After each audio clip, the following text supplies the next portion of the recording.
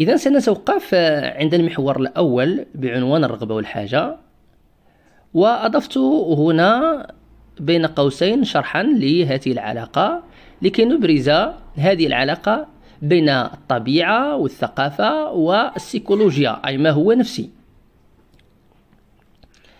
البناء الإشكالي للمحور. نجد الإنسان أحيانا يرغب في ما لا يحتاج إليه الجسد، بمعنى أن جسدنا في الكثير من الأحيان لا يرغب في أشياء، ومع ذلك نرغب فيها، كما قلنا سابقا، مثلا الرغبة في شراء قميص جديد أو في حذاء جديد، مع العلم أننا لسنا في حاجة إليه من الناحية الجسدية، من الناحية الطبيعية. لكن في المقابل يحتاج أحيانا لما لا يرغب فيه. فكيف نفسر هذا التناقض بين الجسد والرغبة؟ هل الرغبة مجرد حاجة متطورة أم أنها قوة مختلفة جوهريا؟ وهل يمكن اختزال الرغبة في الحاجة البيولوجية أم أن الرغبة تتجاوزها نحو ما هو نفسي وثقافي واجتماعي؟ تصور هذه المحللة النفسانية سيكون مرتبط بما هو سيكولوجي، وبالتالي إبراز العلاقة القائمة بين الرغبة والحاجة من منظور نفسي. إذا حاولنا أن نتأمل هذا النص جيدا، ومن أجل تيسير عملية الفهم يمكن أيضا أن نقسمه إلى فقرات أو إلى وحدات. طبعا هنا أتحدث عما ينبغي أن يقوم به المتعلم من أجل أن يفهم مضامين هذا النص، ثم بعد ذلك من الأحسن أن يذهب إلى طرح مجموعة من الأسئلة التي من المفترض أن النص يجيب عنها، والتي نسميها إشكالية النص، لنكون عمليين. هذا النص طبعا إذا تأملناه سنجده يجيب عن جملة من الأسئلة. أولها: ما الرغبة؟ وما الحاجة؟ وما العلاقة بينهما؟ هل هي علاقة استمرار أم قطيعة؟ وما طبيعة الرغبة الإنسانية؟ بالنسبة للأطروحة، طبعا بعد عرض هذه الأطروحة سننتقل إلى شرح مفصل لها بناء على مضامين النص. تشير الحاجة حسب ميلاني كلاين إلى الجانب الطبيعي الغريزي، في حين تشير الرغبة إلى ما هو نفسي لا شعوري، وتقوم بينهما علاقة تحويلية تصبح فيها الحاجة رغبة نفسية لا شعورية تحكم حياة الفرد في المستقبل. طبعا من أجل الفهم أكثر ستكون هذه الأطروحة هي بوصلة اشتغالنا، وسنحاول أن نشرحها بناء على المضامين الموجودة في النص وبناء على المفاهيم الأساسية المتضمنة في هذا النص. إذن ميلاني كلاين ترى من منظور التحليل النفسي للطفل أن أول علاقة موضوعية للطفل هي مع ثدي الأم، بمعنى أن الطفل الرضيع أول علاقة يقيمها مع العالم تتمثل مع موضوع أساسي، موضوع خارجي الذي وهو ثدي الأم. هذه العلاقة مليئة بالمشاعر المتناقضة، بمعنى أن علاقة الطفل بثدي الأم هي متناقضة، فمن جهة ينظر إلى ثدي الأم باعتباره مصدر للحب ومصدر للإشباع، لكن من جهة أخرى ينظر إليه باعتباره مصدرا للحزن، مصدرا للحرمان، مصدرا للنقص وما إلى ذلك. هذه العلاقة الأولية تشكل نموذجا أوليا لكيفية تعامل الإنسان مع العالم فيما بعد. ومع مرور الوقت تتحول الحاجة للطعام إلى رغبة في الحب والاعتراف، بمعنى آخر أن ثدي الأم يمثل أساسا مصدرا للحاجة، الحاجة البيولوجية أو الحاجة النفسية، تتمثل في الرغبة في الحب تتمثل في الحاجة للطعام والحاجة للإطمئنان وما إلى ذلك. هذه الحاجة تتحول إلى رغبة في الحب والاعتراف بشكل نفسي لا شعوري. فالإنسان لا يرغب في الشيء فقط، وهنا المقصود بالشيء الذي هو ثدي الأم، بل في الحنان والاهتمام الذي يرمز إليه ذلك الشيء. فثدي الأم ليس مصدرا فقط للطعام، بل هو أيضا يرمز للحنان والاهتمام والطمأنينة وما إلى ذلك. لذلك فطريقة الإرضاع حسب ميلاني كلاين تحدد شخصية الطفل في المستقبل. طبعا نجد في النص مثالين متقابلين توضح من خلالهما أثر طريقة الإرضاع على شخصية الطفل في المستقبل. يمكن أن نقف عند المثال الأول، ويمكن أن نسمي هذا المثال بطريقة الإرضاع المطمئنة والمنتظمة. تستجيب الأم لبكاء الطفل بانتظام بحضور دافئ وحنون.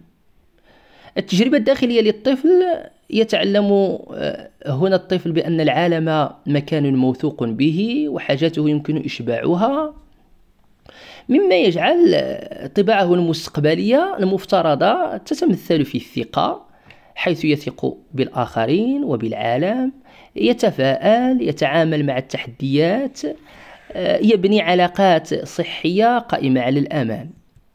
لكن في المقابل بالنسبة للمثال الثاني الذي يمكن أن نسميه بطريقة الإرضاع العشوائية المتوترة، حيث الإرضاع يكون بطريقة غير منتظمة، الأم متوترة وغير مستعدة عاطفيا، وهو ما يرسخ أو ينتج عنه تجربة داخلية للطفل يتعلم من خلالها أن العالم مكان غير موثوق به، ومصادر الراحة والألم عشوائية.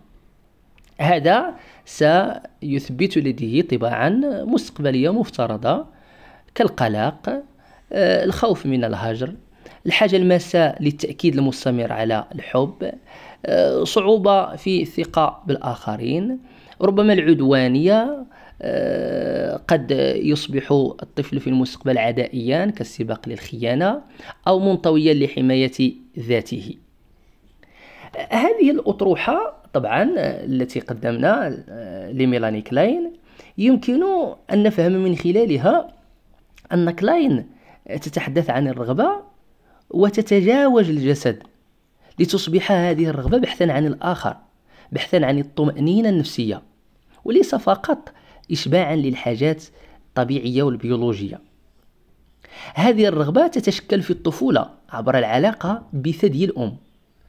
الطفل يشعر بالحب والكراهية لنفس الموضوع، مما يجعل الرغبة تحمل دائما طابعا عدوانيا وغيابيا. لذلك قلنا في السابق بأن العلاقة بين الحاجة والرغبة هي علاقة نفسية لا شعورية. دعونا الآن نلقي نظرة على المفاهيم الأساسية لهذا النص ونتوقف عندها بشيء من التفصيل.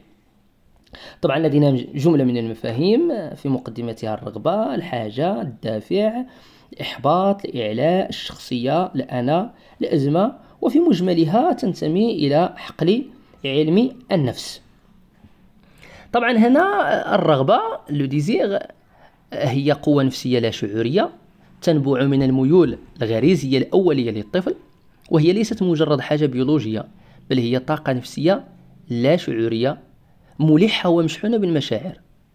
ترتبط الرغبة بالعلاقة مع الموضوع حسب ميلاني كلاين لوبجي، خاصة ثدي الأم، فالطفل يرغب في الثدي ليس فقط للغذاء بل للحب والطمأنينة والتأكيد على وجوده. الرغبة هنا مبكرة جدا ومشوبة بالتناقض.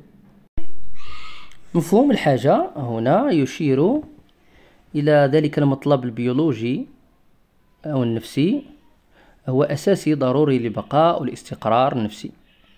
هي أكثر واقعية ومحددة، مثل الحاجة إلى الطعام، الدفء، الاتصال الجسدي. هذه الحاجة إذا لم تلبى يشعر الطفل بتهديد وجودي. وترى كلاين أن إشباع الحاجة ينظم المشاعر عندما تلبى، مثل إرضاع الطفل الجائع. يتحول الثدي هنا إلى موضوع جيد في عالمه الداخلي. أما مفهوم الدافع فيشير إلى طاقة غريزية فطرية وغير متعلمة تدفع الفرد نحو سلوك معين. تعتبر القوة المحركة الأساسية للشخصية. ومن أهم الدوافع حسب ميلاني كلاين هناك دافع الحب ودافع الكراهية، وهما دافعين أساسيين ومتناقضين منذ الولادة. صراع هذين الدافعين وتفاعلهما مع الموضوعات مثل ثدي الأم هو ما يشكل عالم الطفل النفسي.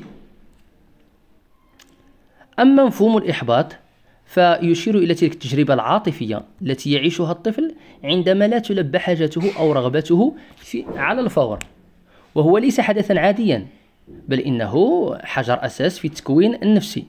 لذلك فالإحباط المعتدل حسب ميلاني كلاين ضروري للنمو، لأنه يدفع الطفل لإدراك الواقع وتمييز الذات عن الموضوع.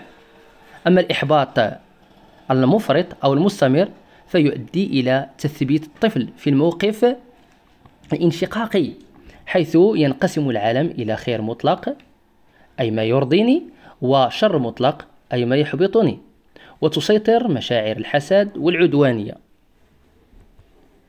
بالنسبة لمفهوم الإعلاء فهو آلية دفاعية أيضا لا شعورية غير مرضية، يتم فيها تحويل الطاقة العدوانية أو الغرائزية الليبيدو إلى نشاط مقبول اجتماعيا ومبدع، وهو علامة على التطور الصحي وانتقال الطفل من الموقف الانشقاقي إلى موقف آخر. بدلا من توجيه العدوانية لتدمير الموضوع السيء، يستخدم الطفل هذه الطاقة للعب والإبداع والعمل.